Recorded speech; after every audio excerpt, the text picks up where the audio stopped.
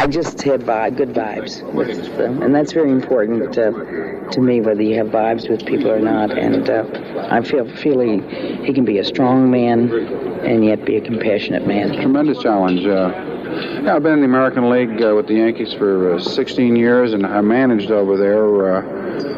It was time for a change, and to go out on my own and get the job done. And this opportunity came up. I'm thankful for it, and I don't plan on disappointing. And with those words, a new era in Cincinnati Reds baseball was about to begin.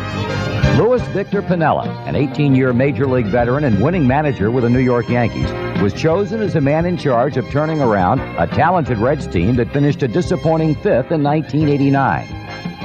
The start of the 1990 season was delayed a week because of the owner's lockout, and that necessitated Cincinnati to open on the road for just the 3rd time in club history. The opener was played under glass against the Astros, and as it turned out, Game 1 was a sign of things to come. The Reds fought back from a 2-run deficit to tie the game and send it to extra innings.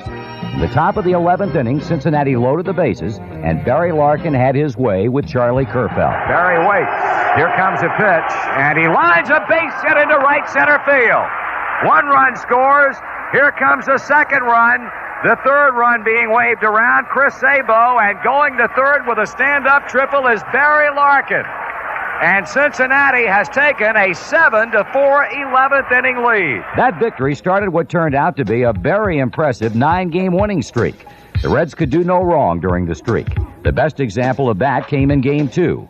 Paul O'Neill, a man with no sacrifice bunts and almost 1,100 career at-bats in the major leagues, was asked to lay one down, and he did it flawlessly. Offensively, everyone pitched in during the streak, as evidenced by 8 games in which the Reds had 10 or more hits. But the top of the order, namely Chris Sabo, newcomer Billy Hatcher, and Larkin, were the driving force. Boyd delivers, and Sabo swings, and a long drive left field. Going back range, looking up, it is gone! Do you believe this? They call a balk on oil can Boyd, and Sabo with a new shot at it, and he hits a 2-run homer, and there go the fireworks, a double order. With a nod of the head as man drops the sign down. The pitch, and here's a suicide squeeze. It's a good one. In to score comes Morris, and safe at first is Hatcher. Base hit by Billy Hatcher. RBI as Morris streaks in from 3rd. The Reds lead by a pair. On the mound, right-hander Jack Armstrong led the Reds through the streak and right up until the All-Star break. He was 5-0 out of the gate and 11-3 by the halfway point. At times, he was simply unhittable. He straightens up on the Riverfront Stadium mound and turns it loose. And a ground ball hit to short. Larkin goes to 2nd, and this one belongs to the Reds. Jack Armstrong has just tossed a 4-hit shutout. His first Major League complete game, his first shutout. And he is a 7-game winner, equaling that of New York left-hander Frank Viola as the winningest pitchers in Major League Baseball. The winning streak ended at 9, but the Reds continued to give notice that a divisional title could be won early. Lou Piniella's team finished April with a 13-3 mark, followed that with a 17-9 record in May, and by the All-Star break had 50 wins and an 8-game lead on the second-place San Francisco Giants. Everything clicked during the first half of the season, and every move Piniella made seemed to be the right one. For instance, during the offseason, Lou named Mariano Duncan as his starting second baseman. The move was met with some controversy, but as it turned out, it was the perfect move. Duncan finished the season with a career-high .306 batting average. And it's hit to right field. Going back on the ball is Milt Thompson. Still going back, and he can't get it. He has the ball bounce away from him. Duncan rounds 2nd, heading toward 3rd, and he is in standing with a 3-base hit. And to the plate he comes. Duncan bunts a good one.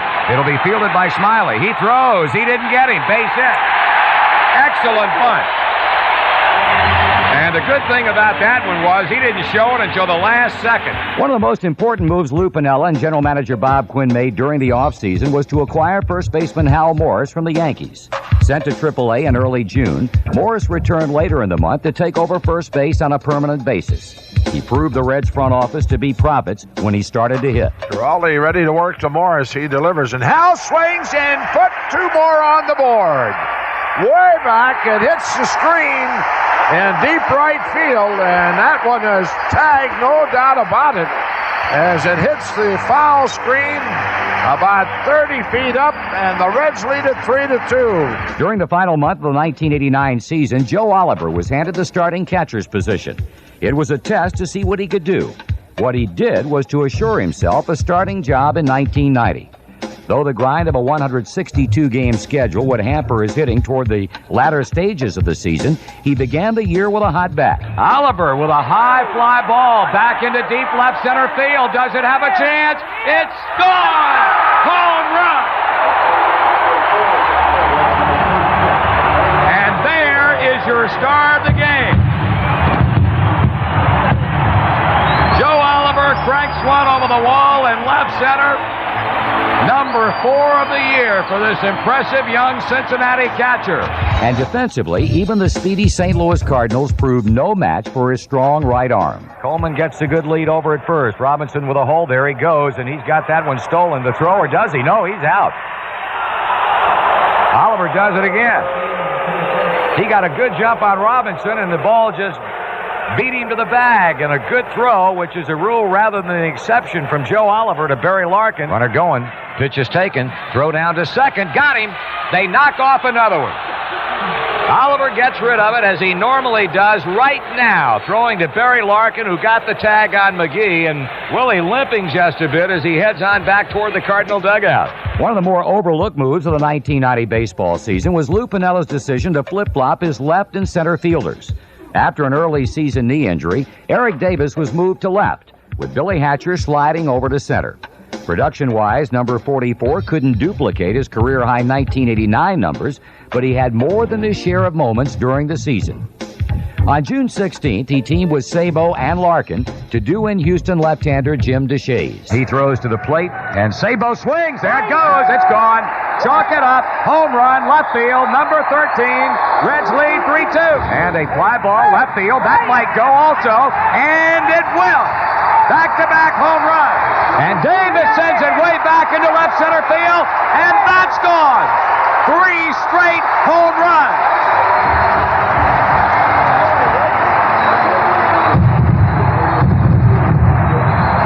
Consecutive home runs, Sabo, Larkin, and Davis. And that was the longest by far, number 5 for Eric. Then in mid-July, Eric came to the plate against the Expos with the bases loaded, and the Reds trailing by 3. Zane Smith has struck out 4, has walked 1, and here comes his payoff pitch to number 44. And a drive to left field. It is hit well. It is gone. Grand slam home run. Right field for the 1990 Reds was manned adequately by Paul O'Neill, whose steady all-around play was at times overlooked. O'Neill didn't post the numbers of a typical power-hitting outfielder, but he picked his spots for the big hits. It was May 18th. The Reds and Cardinals were scoreless after 8 2/3 innings when Paul stepped to the plate against left-hander Ken Daly and ended it in a hurry. Into the wind and the 0-1 pitch. And a fly ball hit back into deep left field. It might go. It is gone. Home run. Opposite field home run to left by Paul O'Neill. A 2-out home run to the opposite field here in the 9th inning. And the Reds have defeated the St. Louis Cardinals 1-0. He hit a line drive over the wall and left. Coleman went back and simply ran out of room. Number 4 of the year for O'Neill. And the Reds win it on the long ball in the bottom of the 9th inning, 1-0. The phrase team effort is at times overused in sports, but it fit the 1990 Cincinnati Reds quite nicely. Lou Piniella believed in using his bench, and more often than not, they came through. Veteran Ron Oster was relegated to a role player and didn't exactly like his role, but he accepted it, and more than got the job done. The 2-2 delivery. Oster grounds up the middle and into right center field, a base hit. And fielding the ball on his way to second, Oster. He'll go in headlong with a double.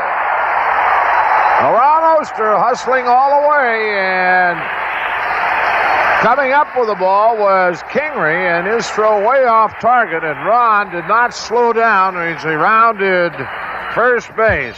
But Oster wasn't the only one to do the job. Luis Quinones, Todd Benzinger, Herm Winningham, Glenn Braggs, Jeff Reed, veteran Ken Griffey, and Billy Doran helped to put together, unquestionably, one of the best benches in Major League Baseball.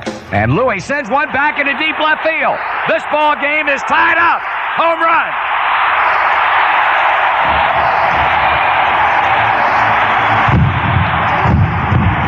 I want to tell you, he hit that ball a country mile. A high, deep drive into the green in left field on a 2-ball, 1-strike pitch. His first home run of the year, and that could be a very, very big one. As the Reds tie it up with 2 outs in the 9th inning at 3-3. Todd just looking for a pitch up that he can drive. Patterson from the windup throwing, and it is swung on and grounded up the middle, base hit, and this one belongs to the Reds. Todd Benzinger did not waste any time whatsoever. He hit the first pitch up the middle for a base hit to center field, and in 11 innings, the Reds have defeated the Pittsburgh Pirates. Final score 5-4. The check by Niedenfuhr pitching, swung on, drilled into deep right center field. That ball hit way back there. It's going to the wall. In to score comes Braggs. Winningham will get his third 3-base hit of the game. He has put on some kind of extra base hitting exhibition here today. And Cincinnati here in the 12th inning takes a 2-1 lead. And delivers. And it's swung on, long drive, and that might be it. And it is a bye-bye, baby. Yes, sir. Glenn Braggs, his first National League home run, and the Reds lead it 2-1. And a ground ball into right field. Another base hit for Reed. Here comes Morris. Here comes a throw by Batcher. Not in time. That's the throw down to second, and Reed is out. Safe. 3 for 3 for Reed. Second run batted in. Swung on, long drive. That's number 1 for Griff. Get out of here, it is, and it's a 3-1 ball game. They're in on the corners, and here's Doran. And Billy swings away and hits one hard to center field. Javier going back. Can't get it. It'll go to the wall. Doran to second base, and 2 runs are in.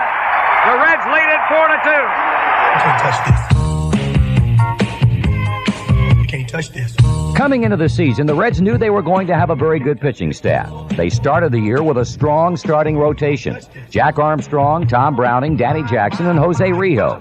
You heard the kind of start Armstrong got off to. The others didn't have quite as dramatic beginnings. But by season's end, each contributed when he was needed. Browning with the 2-2. Swing and a miss. He got him. So now Browning shut out in jeopardy. And from the windup, he delivers, and a ground ball hit to second. Duncan makes a pickup and throws to first, and this one belongs to the Reds. Tom Browning, he tosses a 3-hit shutout.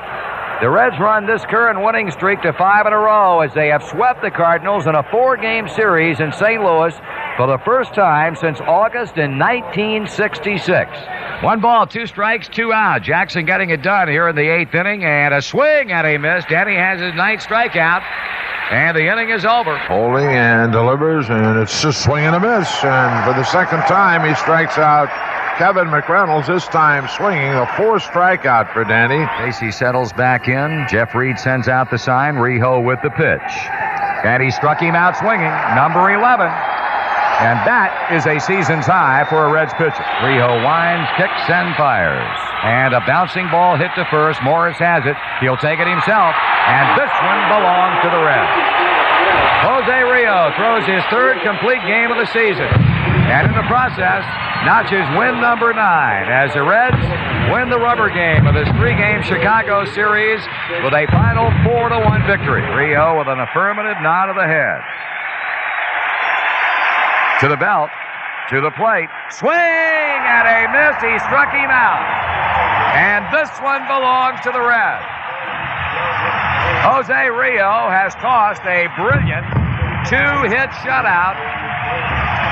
And in the process, the Reds reduce their magic number for winning the National League's Western Division Championship to 11. He knocks off the Giants. Final score, 4-0. The frontline starters did the job during the 1990 campaign, but none was immune to injury. The Reds stayed together, however, thanks to the work of the long and middle relief corps. 12-year veteran Rick Mailer headed up the group that included Yankee product Tim Layana, along with Tim Burtsis early and Scott Scudder down the stretch. Naylor an out away from his second complete game of the season. And that should do it. Fly ball center field. Hatcher going back, gets to it, and this one belongs to the Reds. Rick Naylor with a complete game 4-hitter. And the Reds have beaten the Cubs today by a final score of 8-1. This has got to be especially pleasing for Leona because I'm sure a whole bunch of families and members and friends are watching back in the greater Los Angeles area. Ground ball third. Sabo backhands and comes up throwing. And this one belongs to the Reds. The Dodgers go down in order. The Reds, largely due to an 8-run fourth inning, defeat Los Angeles 11-6, and they tack a game out of their lead over second place San Francisco in the Western Division.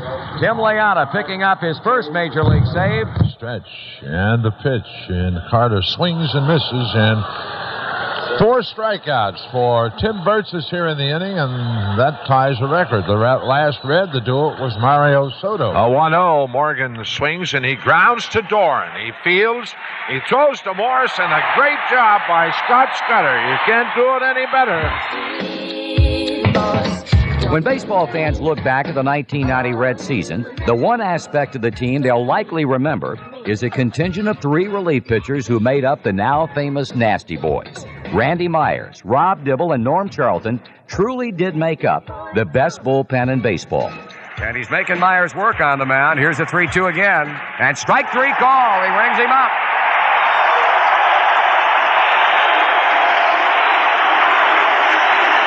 Randall Kirk spotted that bad boy on the outside corner.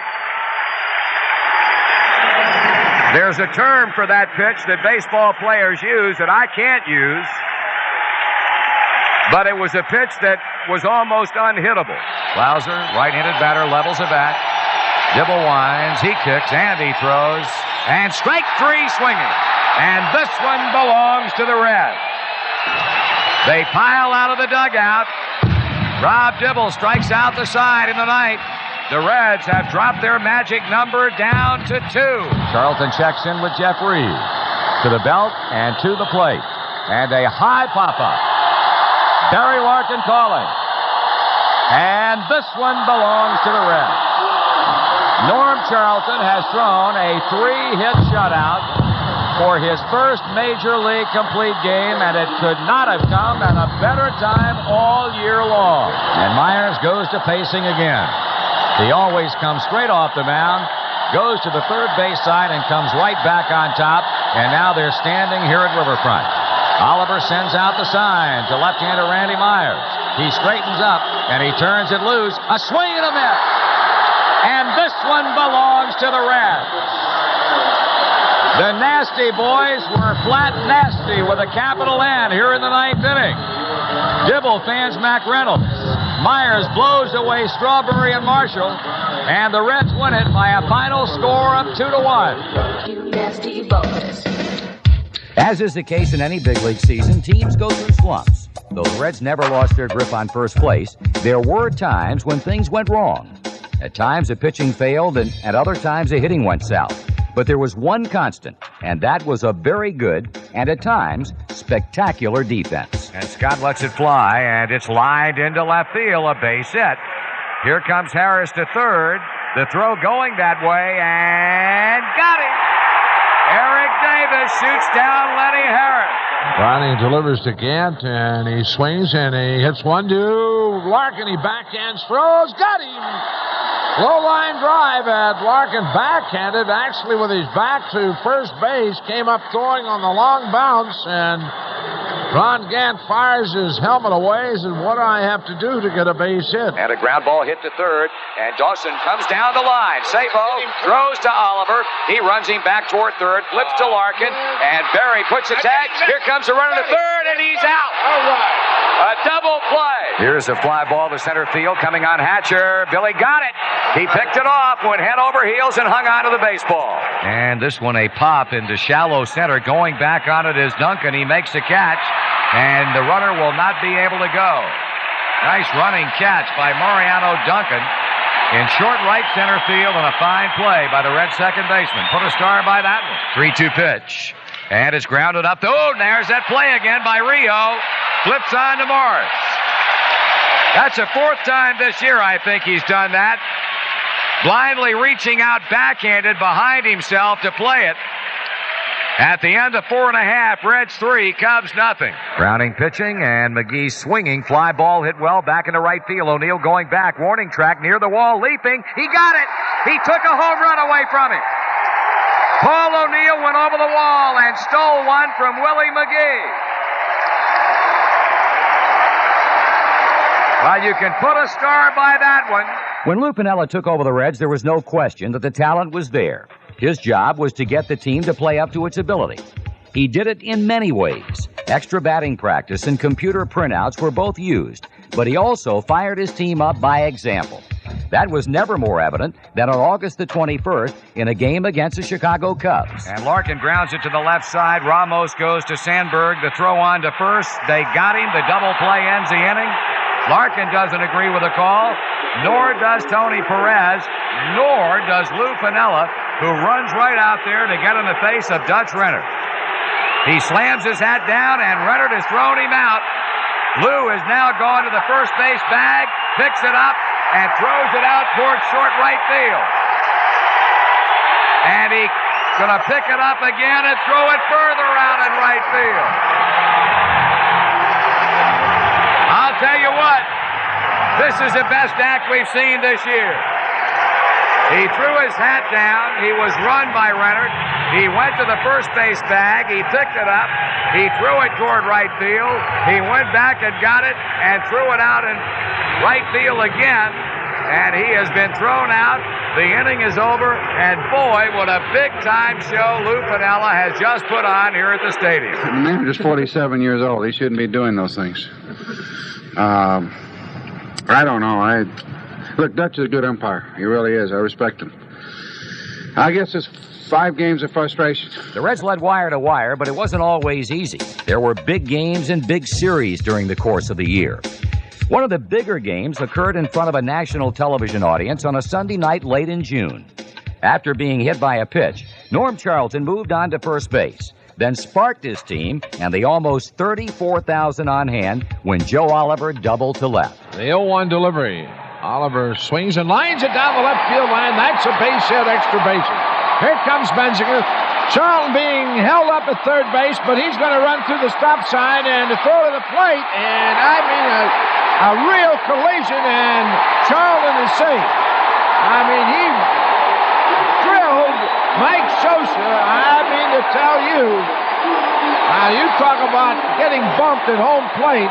He got bumped, and Norm Charlton ran right through Sam Perlazzo and absolutely knocked Mr. Sosa on his can, to say the least. I mean, to tell you, shades of the All-Star Game 1970, Ray Fosse and Pete Rose. But boy, oh boy, I mean, he lowered his head and it's a wham and went right over the plate.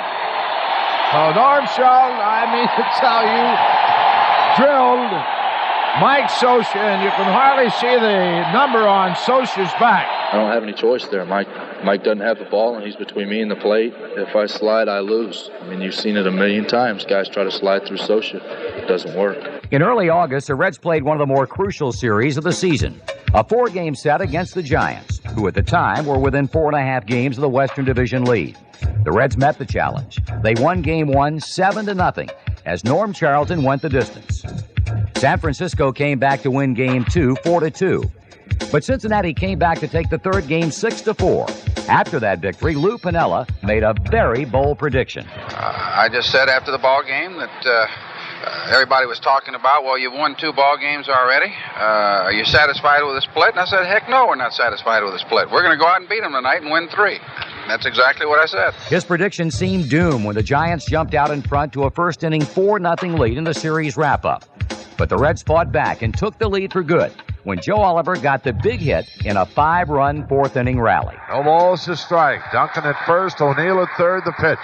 Swung on, fly ball, left field. That'll get him in easily, going to the wall, and it's off the wall. Here comes O'Neill. They're going to wave Duncan in. He'll score. Oliver makes the turn and holds at second, and the Reds lead it 5-4. Another important series of the year came in late September. The Reds were in the midst of a 3-game losing streak. Their lead was down to 3.5 games, and they had to face San Diego on the road.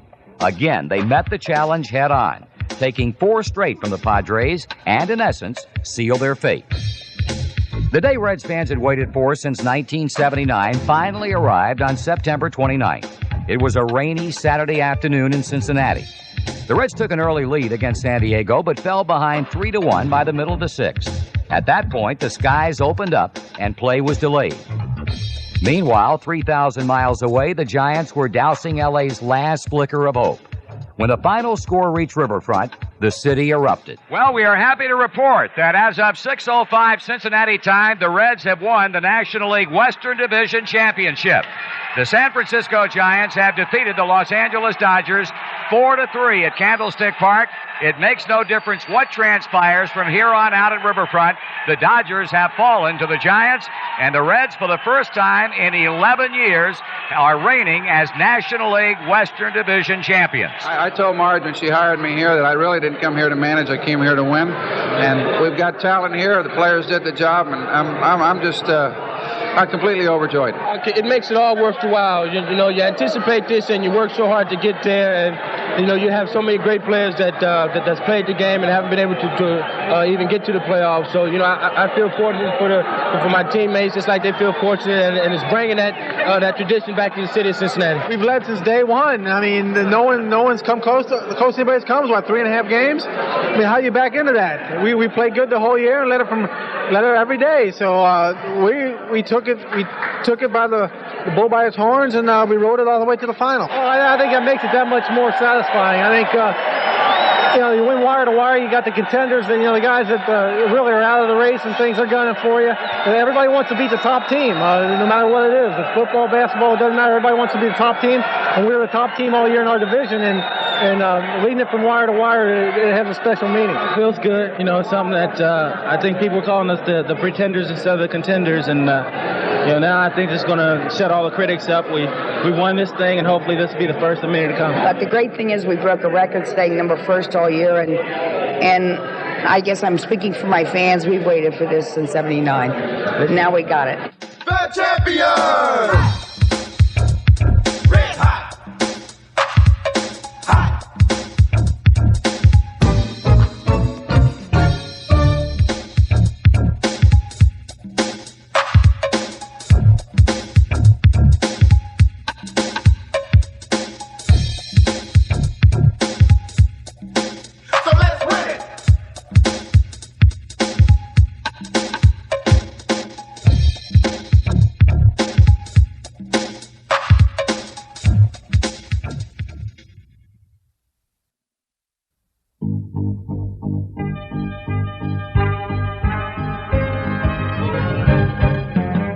The Reds earned their first playoff trip in 11 years. Back in 1979, Cincinnati lost in 3 straight to Willie Stargell and the Pirates family. Again, in 1990, Pittsburgh stood between the Reds and their first World Series date since 1976 and the Big Red Machine era. Game 1 of the National League Championship Series. Thursday night, October 4th at Riverfront. The Reds got off to a good start. Here's a 3-1 to Morris, and it is swung on and hit into left field. Base hit. Here comes Larkin. Here comes Barry Bonds with a throw, and Barry is in, and the Reds lead it 1-0.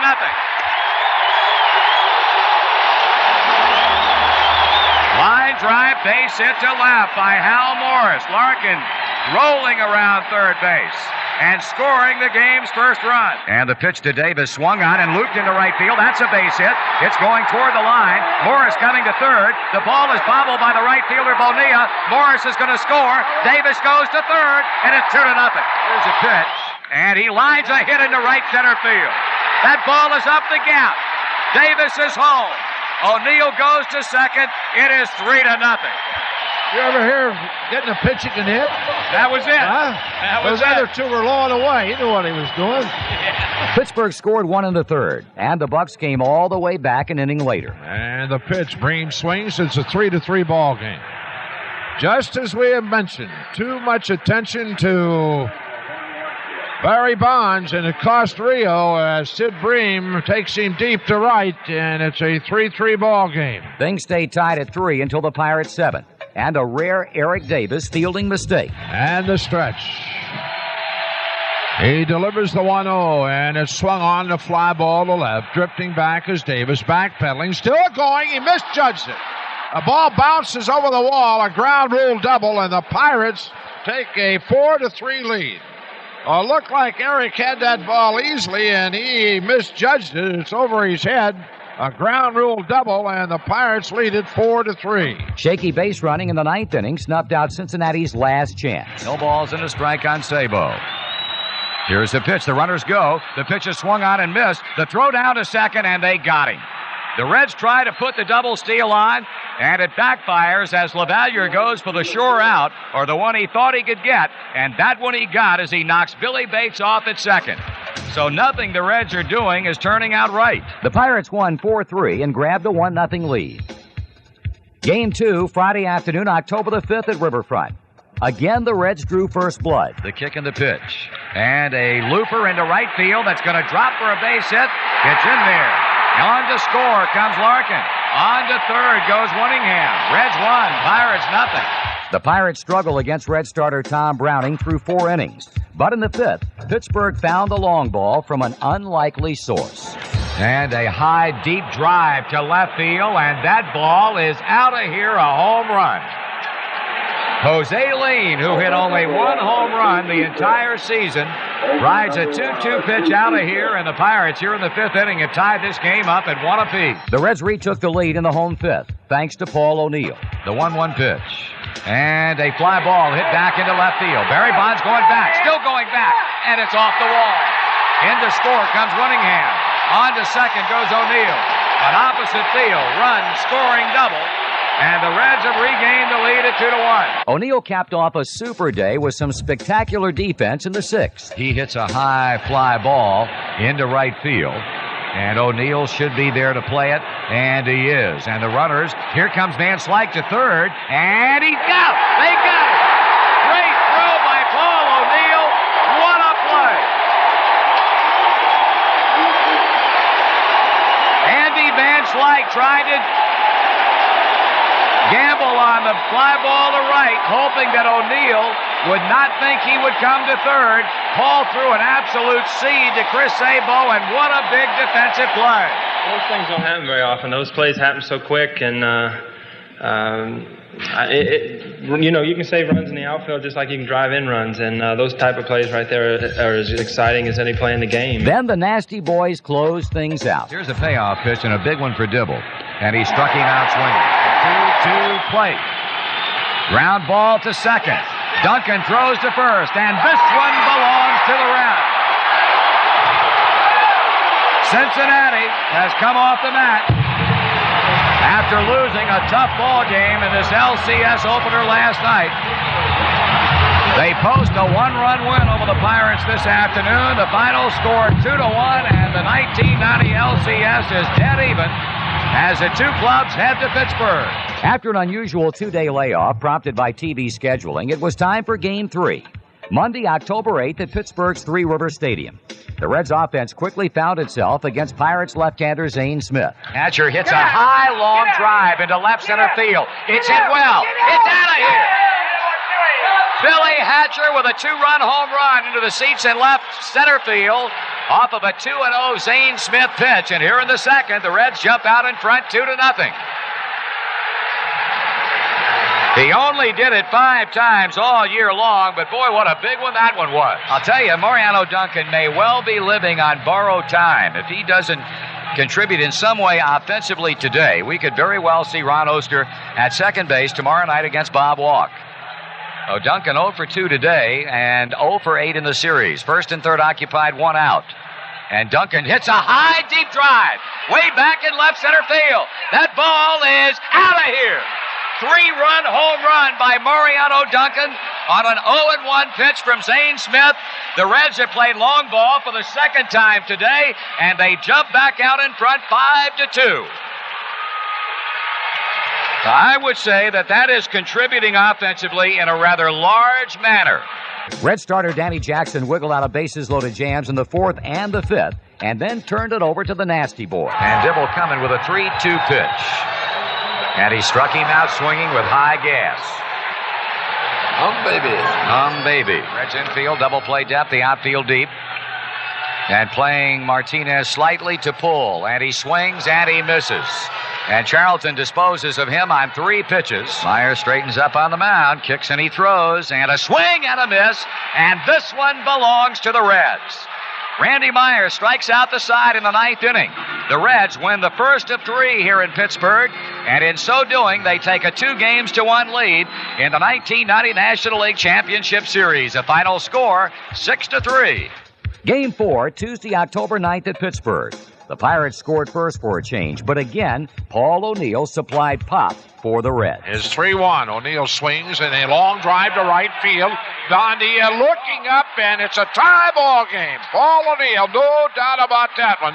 Jumps on a 3-1 fastball, and he hits it for way out of here. And Paul O'Neill makes the grand tour. Later in the 4th, Chris Sabo drove in his first postseason run. And the pitch, and Sabo lines it into right field, going back Bonilla. He has it, tagging Davis, and the Reds lead it 2-1. The Pirates tied it at 2 in the home half of the 4th. But that airtight Reds outfield defense stopped the Bucks from a big inning. Rio with the 3-1, and Lean swings and grounds it up the middle into center field. That's a base hit. Hatcher charges.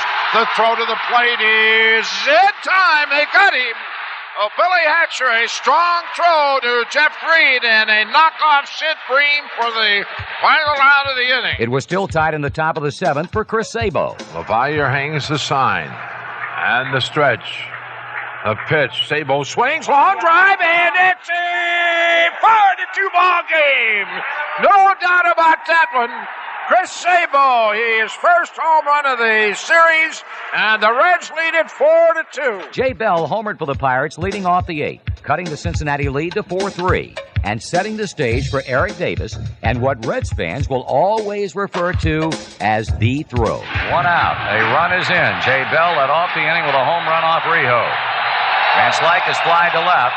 And here's a line shot to deep center field. Going back is Hatcher at the wall, leaping. He cannot get it. Bonilla comes to second. He's going to try for 3. Here comes a throw, and they got him. They knock him off. Eric Davis with a perfect throw. He came over from left field, took the ball off the wall, and fired a 1-bounce strike to Chris Sabo, and Bonilla is gone. Hard to believe that Bobby would try for 3 there, particularly watching Eric. What a great play by Davis backing that ball up, backing the play up, and Billy, a great effort trying to catch it, but I scared me. I thought it was out of the ballpark, and it only missed by about 1.5 feet. But give Eric Davis a whole bunch of credit by getting there right now and backing the play up and throwing an absolute strike to Chris Sabo. Boy, you can't do it any better than that. I was doing what I was supposed to do. I was over there helping the outfielder, backing him up. I knew if Hatcher would get back to him, he had time to catch it, and he didn't, and he stayed in the ballpark, and I had to be there to back him up because he's an aggressive outfielder, and he went after the ball with everything he had, and the ball came. Everything just happened so fast. He came to me, I picked it up and threw it. Reds pinch hitter Luis Quinones knocked in an insurance run in the top of the 9th inning, making it 5-3 Cincinnati, and setting the stage for another overpowering Rob Dibble performance. Dibble in front, 2 strikes and nothing on Jeff King. He steps out, he steps back in. Robbie rocks to the wind, and his pitch is taken. Strike 3 call, and this one belongs to the Reds. Cincinnati is 1 win away from winning the 1990 National League pennant and going on to the World Series. A battle back tonight and post a second straight victory here at Three Rivers and make it 3 wins in a row over the Pirates after the opening game loss in Cincinnati. Cincinnati 5, Pittsburgh 3. The Reds were 1 win from the World Series, up 3-1. Game 5, Wednesday, October 10th at Three Rivers. The Pirates pitched their ace Doug Drabek, trying to prolong the LCS and force a 6th game in Cincinnati. The Reds scored 1 in the top of the 1st, but the Bucks tagged Tom Browning for 2 in the home half. And the Pirates added another in the 4th on Don Slott's sacrifice fly. Slott swings and a fly ball to center field. Herm Winningham eyes it up, tagging Bonds, and here comes Bonds. Here comes the throw, and it's not near in time, and the Pirates walk. Drabek basically toyed with Reds hitters until the 8th. Well, the roar begins to build here at Three Rivers. A 3-2 count on Larkin. A hit means a run. Winningham is on deck. Drabek straightens up on the mound. And he's in with a payoff pitch, and Larkin swings and hits it hard to left. Going back Bonds, it's over his head. It hits off the base of the wall. Quinones scores. Larkin goes to second with a stand-up double, and the Reds have closed to within a run at 3-2. Pirate manager Jim Leland stuck with Drabek in the 9th. The Reds loaded the bases, and it boiled down to Pirate reliever Bob Patterson against the Reds' Jeff Reed. And a 1-1 count, Patterson with Reed. The left-hander kicks and throws. Jeff swings. Ground ball. Glove by Bonilla. He throws to second for one. The throw to first. A double play, and the Pirates win it. Jeff Reed grounds into a 5-4-3 double play. A ball that was hit wide of third. Bonilla made a nice play for just an instant. It looked like that ball might snake through into left field. But Bonilla came up with the ball, dealt a lean for the force, and the throw to first doubles up Reed and ends the game. Final, Pirates 3, Reds 2. And the LCS headed back to Riverfront with Cincinnati still a leg up, 3-2. Game 6, Friday, October 12th. Ted Power was a surprise starter for Pittsburgh, and he gave up a tainted run in the first inning. Larkin going. The pitch is swung on and missed. The throw to second is into center field. And Larkin will come to third. A steal and a throwing error. He delivers again, and Davis grounds to short. Jay Bell to Jose Lean, and that's all they get. The force out at second as Larkin scores, and the Reds lead 1-0. Reds lefty Danny Jackson mowed down the first 13 Pirate batters before Pittsburgh tied it in the 5th on a Carmelo Martinez double. The bullpens matched zeros until the home 7th, when Ron Oster triggered the decisive rally. Payoff on the way, and it's swung on and lined into right field. That's a base hit. And R.J. Reynolds fields the ball and returns to the infield. So Oster drops a single along the right field line, leading it off here in the 7th. The 1-0. Hatcher swings, lines in center field. That's a base hit. Over to cut it off, Van Slyke. On his way to third is Oster. Just sit back and relax, folks. It's another ball game at the old ball orchard. What the heck? Full count to Luis Quinones. They're on their feet here at Riverfront. Hatcher goes, pitch, slow on line drive, base hit to right field. Here comes Oster. Hatcher will be held at third, and the Reds take a 2-1 lead. Luis Quinones, the leading pinch hitter for the Reds, gets the job done as he lines it to right field. R.J. Reynolds cuts it off, and the Reds take a 2-1 lead. Again, Lou Piniella turned things over to the capable Nasty Boys. But on this memorable night, Randy Myers would need help from right fielder Glenn Braggs and the catch. Dibble is ready in the bullpen if his services are needed.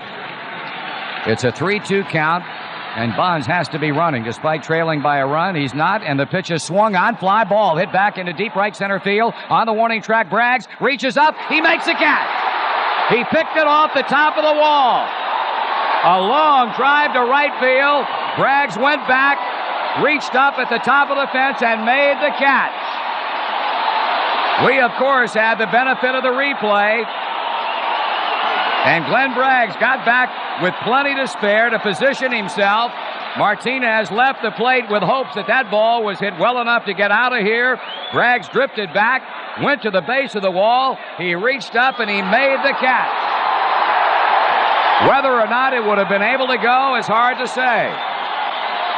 So now the Pirates are down to their final out. I don't know how far the ball was out of the park, so I just wanted to give myself a chance to catch it if I had a chance. And when he hit it, my heart stopped for a sec, but I just wanted to get back to the wall, and I think that was the key. Myers closed out the game, and the LCS with a flourish. They cheer and they groan here at the ballpark. 56,079.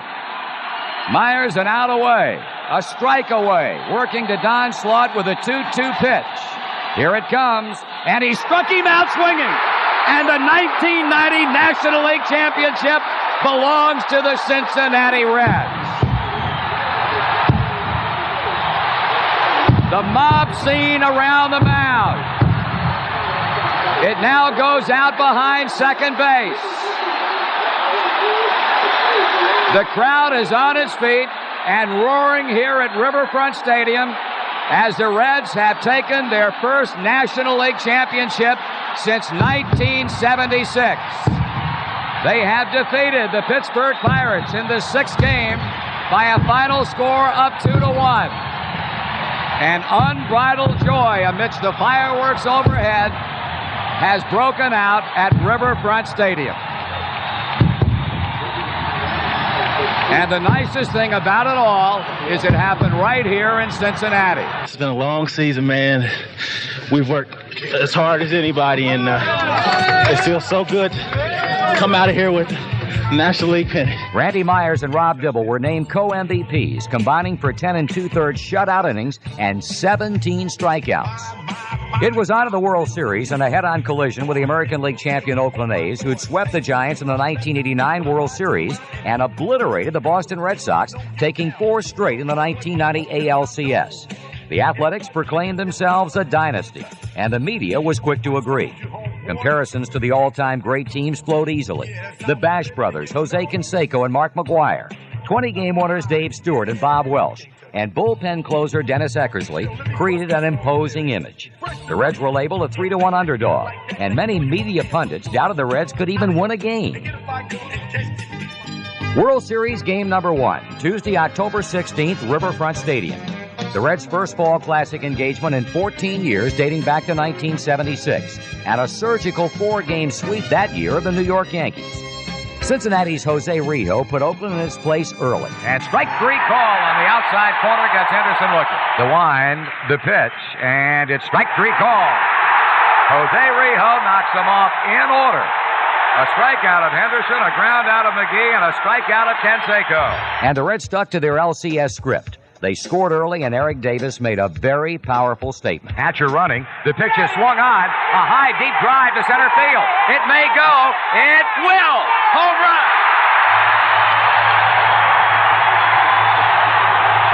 Eric Davis explodes the first pitch thrown by Dave Stewart onto the concourse in center field. Hatcher scores in front of him, and Cincinnati has taken a first-inning 2-0 lead. Anytime you can score runs off of Dave Stewart, you have to feel confident because he's a dominating pitcher. And, our team has rallied around not just myself, but anybody that's got a big hit for us all year. It's been a total team effort. Anytime one guy comes up and get a big hit, the whole team seems to rally around that. Cincinnati tagged menacing A's starter Dave Stewart for 2 more in the 3rd. Stewart sets and delivers, and Hatcher swings, pulls it fair down the left field line, down in the corner. Henderson playing the corner, and he knocks it off. Here comes Larkin. He's coming to the plate. The throw is off target, and it gets through, and it's off the glove of Stewart. He picks it up. In the 3rd goes Hatcher, and it's a 3-0 ball game. The 1-1. O'Neill bounces it off to the left to the right of the mound. Stewart fields. Hatcher scores. It's 4-0. Chris Sabo put the game out of reach early in the 5th. Nelson pitching consistently from behind, and this is first inning of relief. And certainly not the overpowering kind of pitcher that can get away with it. Line drive, base hit into center field. Here comes O'Neill. Here comes Davis. The Reds lead it 7-0.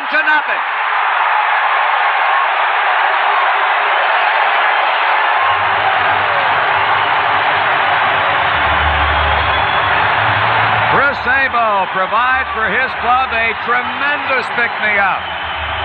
With a low line drive base hit up the middle, O'Neill and Davis score, and the Reds right now seemingly are in Fat City. The A's managed just 7 hits off Rijo, Dibble, and Myers, only 2 for extra bases. The Oakland pitching staff seemed surprisingly hittable. It was a great start. World Series Game 2, Wednesday, October 17th in Cincinnati, and without question the most thrilling game of the postseason. The A's chased Red starter Danny Jackson with 4 runs early. Cincinnati made it a 1-run game in the 4th, though, thanks to pinch hitter Ron Oster. The pitch. Oster swings and hits it into center field. That's a base hit.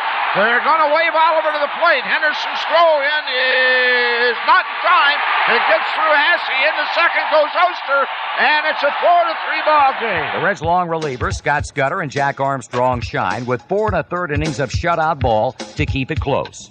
In fact, Armstrong repeated his impressive all-star game performance. A full count to Jose Canseco. Armstrong into the wind, the payoff. Swing and a miss. He got him with a fastball away, and for Armstrong, his second strikeout. That's 7 in a row now for Jack. Armstrong's payoff on the way. McGuire swings and misses, and back-to-back strikeouts, and Mark not happy with that swing at all. Still down 4-3, the Reds manufactured a tie in the 8th. 3 for 3 tonight, 6 for 6 in the World Series. A swing and a fly ball to right. Canseco going after it. He will not be able to get it. The ball hits off the end of his glove. Hatcher round second. He will end up at third base. Bragg's trying to do it also. And a bouncing ball up the middle. It's fielded by Gallego. He tags a runner, throws to first, not in time, and the run scores, and the game is tied. With the game tied 4-4, extra innings was a real possibility. And the Reds running out of pitchers, we made a little World Series history. Joe, we've got a rather unusual message. We understand that Tom Browning's wife, Debbie, has gone into labor. He has left the ballpark, and a call apparently has just come up from the Reds clubhouse to make an appeal over our airwaves for Tom Browning to come back to the ballpark in the event that they have to use him to pitch tonight. Well, Tom, if you're listening, that happened to him once before. It certainly did. So, Tom, if you're listening to the broadcast, we've just gotten word that from the Reds clubhouse that, if at all possible, please get back to the ballpark in the event that they might need you. As it turned out, Tom wasn't needed. Wife Debbie gave birth to Tucker Thomas later that night. Still tied 4-4 in the bottom of the 10th inning, Oakland brought in its hammer, Dennis Eckersley, and rookie Billy Bates promptly began an improbable rally. Bates back into the batter's box, and Eckersley the 0-2 once again. Swung on, high chopper, and fielding Lansford. He can't handle it, and that'll be a base hit for Billy Bates. And delivers, and Sabo swings a ground ball, base hit into left field. Sabo's third, and the 13th for the Reds, and they're in business here in the 10th inning. Eckersley checks Bates. He delivers. Oliver swings and grounds it. Fair down the left field line. Billy Bates is scoring. This one belongs to the Reds. Well, how about that? Joe Oliver bounces one over the bag down the third baseline. Billy Bates scores, and the Reds lead this World Series 2-0. Something I've always dreamed about as a kid. I think everybody has done that growing up. Imagining themselves in the World Series and then finally getting the big hit in the 9th or 10th inning. This is something that a dream has finally come true. Special recognition for Billy Hatcher. His 7 straight hits over 2 games was a new World Series record. World Series game number 3, Friday, October 19th in Oakland. The experts expected the A's to bounce back on their home natural turf, using the American League designated hitter and teeing off against long ball prone Red starter Tom Browning. But that's not what happened. Trying to become a leadoff base runner here in inning number 2. And the pitch is swung on and hit well back into left center field. It's hit way back. It's gone. Chris Sabo jumps on a 3-2 pitch and drives it over the left field wall here in the second to give Cincinnati a 1-0 lead. Harold Baines gave Oakland the lead briefly in the bottom of the second with a 2-run homer. In the third, the Reds put together the inning. Or the stretch and the pitch. And it swung on and lined to center field, and Henderson won't get to that one. On his way home is Hatcher. On the way to third is O'Neill. The throw off target. In the second goes Davis. The throw not in time, and it's a tie ball game. The 0-1 to Morris. And Hal swings and grounds to McGuire. That'll score O'Neill. And on to third goes Davis, and the Reds lead it 3-2. Mike Moore ready with the 2-0, and Sabo swings and hits it deep to left field, and that one is bye-bye, and the Reds lead it 4-2. The payoff to Oliver, and Joe swings and lines it off the glove of Carney Lansford down the left field line. That's extra bases. Scoring is Benzinger, a throw to second, not in time, and the Reds lead it 6-2. Duncan lines it up the middle. That's a base hit. Oliver will be waved in. He'll score, and it's a 7-2 ball game. And Larkin swings on the curveball, hits it well into left center field. That's extra bases. Duncan will score easily.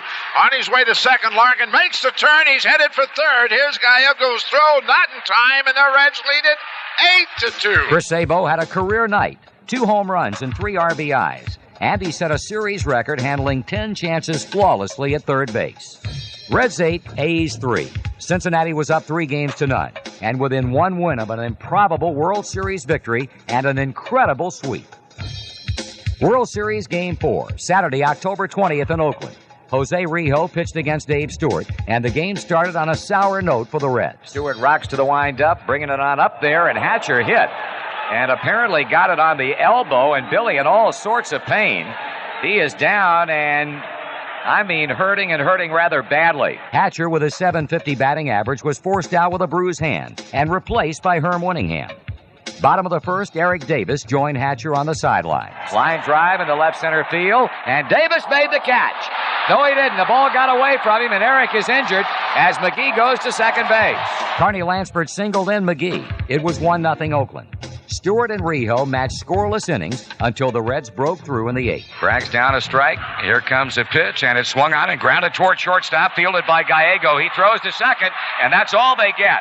They got the force out at second base on Paul O'Neill as Larkin comes across with a tying run. Winningham goes to third, and Braggs picks up the run batted in. Morris waiting on the pitch, and Stewart unloading to the plate, and a swing and a high fly ball hit back into right field. That's going to get the job done. Willie McGee makes a catch. Winningham tags and comes home, and the Reds in the 8th inning have taken a 2-1 lead. Jose Rijo struck out Oakland's Dave Henderson to open the A's last gasp ninth. It was a 20th hitter in a row retired by Rijo. But Lou Piniella wasted no time summoning closer Randy Myers from the bullpen. Myers underhanding the ball that Ted Hendry gave to him and gets a new one back, and typically goes to the third base side of the mound and walks straight up to the pitching rubber. Lansford, good hitting Oakland third baseman, steps in, levels a bat. And Myers bringing it. And the pitch is hit in the air. Foul off first. Benzinger backing and calling. And the 1990 World Championship belongs to the Cincinnati Reds. As you might expect, they pile out of the dugout. They are jumping up and high-fiving. All smiles as Lou Piniella and his coaching staff break out of the dugout. Gloves and caps all over the infield. The Cincinnati Reds have done the absolute improbable by defeating the club considered to be the best in Major League Baseball, and they've done it in a 4-game series sweep. 14 years have gone by where the Reds have been sitting and watching. And now in 1990, they have claimed a World Championship, and they have without question stamped themselves in this first year of a new decade as unquestionably the best team in Major League Baseball. Yeah, I tell you, nobody can say that they gave it to us. Nothing was given to us all year, wire to wire, and then we weren't given much of a chance with Pittsburgh. They were picked for favorites, and we weren't given a chance at all with Oakland. And nobody can say that we nobody can say we walked into this thing. We went out and beat them, and we won it. And we won it fair and square. And we're number one. We're the world champions. The odds makers and experts were confounded. The impossible sweep was completed. The incredible dream became reality. The 1990 Cincinnati Reds, world champions. Jose Rijo was selected series MVP with 2 victories in 15 1/3 innings of 9-hit, 1-run baseball. The Reds bullpen combined for 13 shutout innings. The offense outscored Oakland 22-8 and batted a composite .317. Billy Hatcher hit a series record .750 and Chris Sabo a cool .563. It was an old-fashioned, no excuses, bright as day tail kicking. Wire to wire from April to October, the Reds were number one. Their sweep of Oakland added a final, emphatic exclamation point to a very special season. And that you just can't touch, no matter what. The 1990 Reds baseball season exemplifies what America is all about and what made this country great, that hard work and dedication and the will to win and pride in your work. And I think that was very evident on this ball club this year, and I'd like to just tip my hats to them all. They played their hearts out, and they're world champions.